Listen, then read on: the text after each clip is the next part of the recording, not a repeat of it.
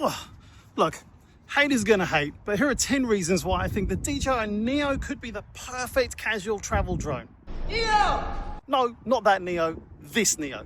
Let's get into it. When I think that about 3 years ago, I was thinking about buying the DJI Rise Tello drone for about the same money as this Neo. It blows my mind. What a huge difference you get for the same money. This drone is just so amazing, I think, for what you get for its price. It delivers value in bucket loads and can adapt to you as your style, skill, and interest progresses. Second up though, be careful. This Neo is a gateway drug drone. This is a converter drone for DJI. Let me explain. I know a lot of people who have been sitting on the fence about getting a drone because they weren't convinced that spending the best part of $500 or $1,000 was going to deliver value for them. What if it was just too hard to use, or they couldn't use it where they wanted to? And what if it flew away? And what if the government banned DJI drones? That's a lot of money to lose. Now, the Neo solves a lot of those problems. It's easy to just pick up and use, either by itself or with the app, and the learning curve is about as low as it can get. Yeah, so the drone isn't all that happy.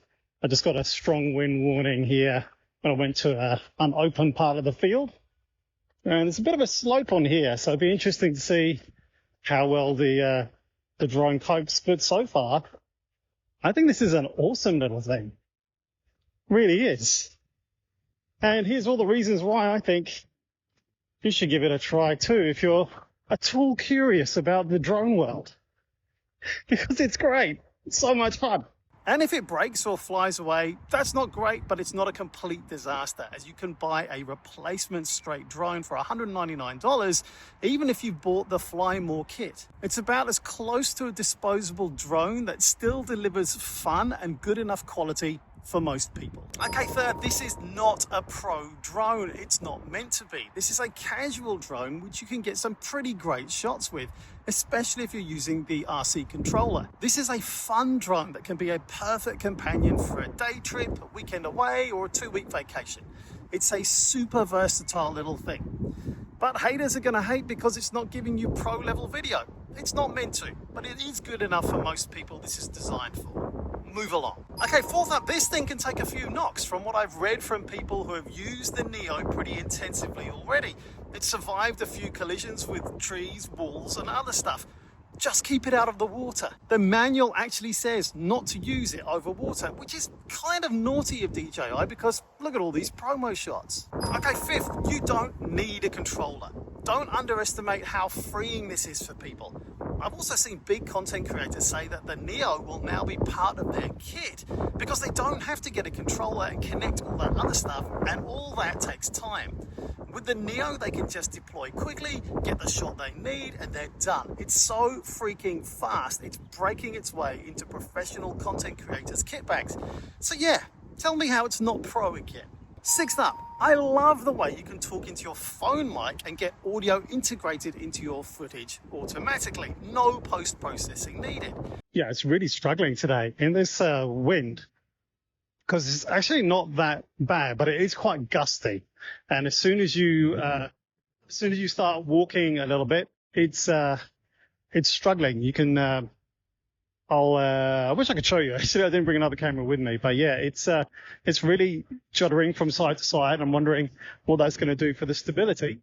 And I'm about 50% battery now. So yeah, it's actually though doing a really good job. If you turn around here, if I turn around here, you can see the wind in the trees here and how much it's kind of blowing.